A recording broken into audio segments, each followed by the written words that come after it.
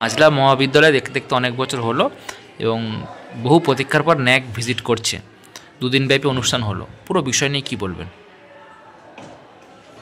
আচ্ছা, আমার যেটা বক্তব্য সেটা হচ্ছে আমরা কলেজগুলো, বিশেষ করে গভর্নমেন্ট এডেড কলেজ, আমাদের তো অ্যাফিলিয়েশনস থাকে, ইউনিভার্সিটি অফ ক্যালকাটার আন্ডারে থাকে, সেই রকমই আমাদের সমস্ত কলেজগুলোকে ইউজিসি গাইডলাইন মেনে চলতে হয়।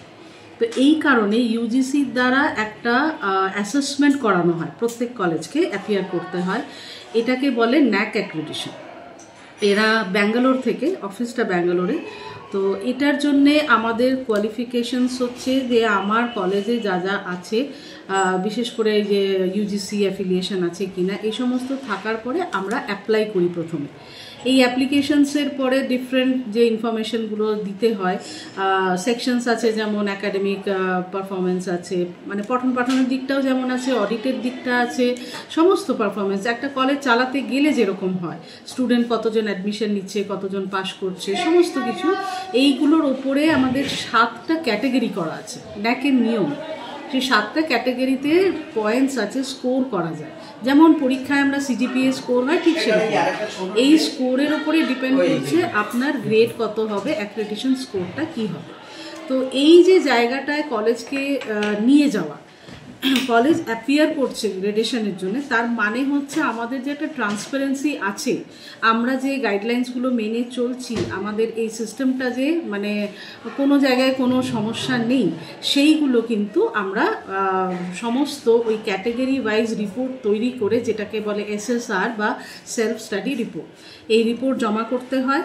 রিপোর্ট ওখানে ওনারা ভেরিফাই করেন, মানে অনেক সময় কারেকশনের জন্য পাঠান, কোয়েরির জন্য পাঠান, যে আপনি এটা জানিয়েছেন, এটা কি আপনি যেটা ওয়েবসাইটে দিয়েছেন সেটা তো এখানে নেই, এরকমভাবে ওনারা কারেকশনস এগুলো চান।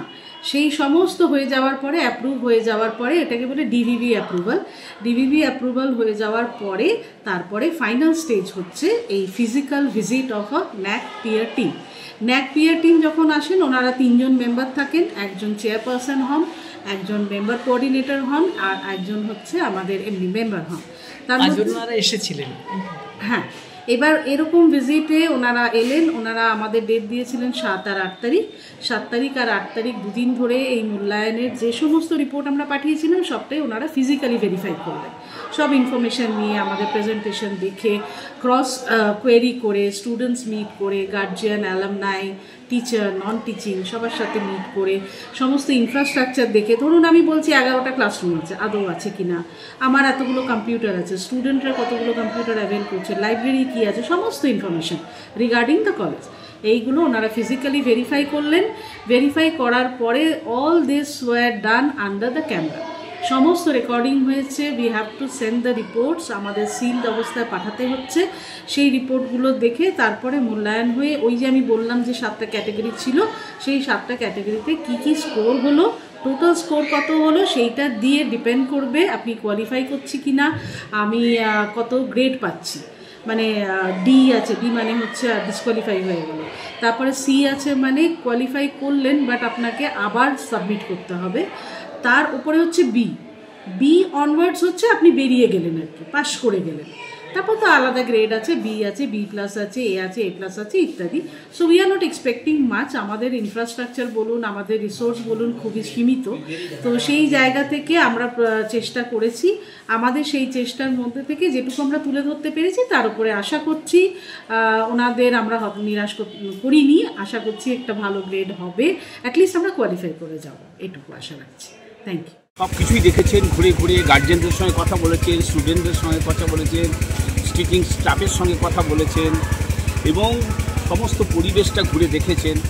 দেখে এবার তারা কি ভাববেন তাদের ব্যাপার, মনে হয় যে তাদের ভালোই লেগেছে।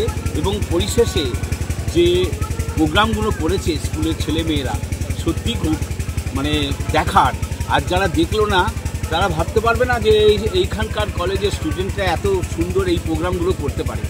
সত্যি এটা আমার খুব গর্ববোধ করছি আমি, যে এখানকার সভাপতি হয়ে এই কলেজের, যে সত্যি এই কলেজটা যে আরও এবার কি আমার শুধু মনে হচ্ছে না, আমি ভেবেই নিয়েছি এই সব দেখে এখনকার ছেলেমেয়েরা যারা আসেনি তারা আসবে, তারা উদ্বুদ্ধ হবে, তারাও এই সব প্রোগ্রামে ইনভলভ হবে।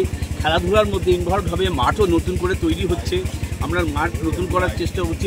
এখানে প্রাচীর দেওয়া হবে, তাহলে আমাদের অনেক প্রোটেকশান বেড়ে যাবে, ছেলে মেয়েরা খেলতে পারবে। এটা একটা বিরাট উদ্যোগ। আমরা চেষ্টা করছি সব রকমভাবে যে কলেজটার যাতে উন্নতি হয় এবং ছেলে মেয়েরা যেন আনন্দ পায় এখানে এসে পড়াশোনা করে।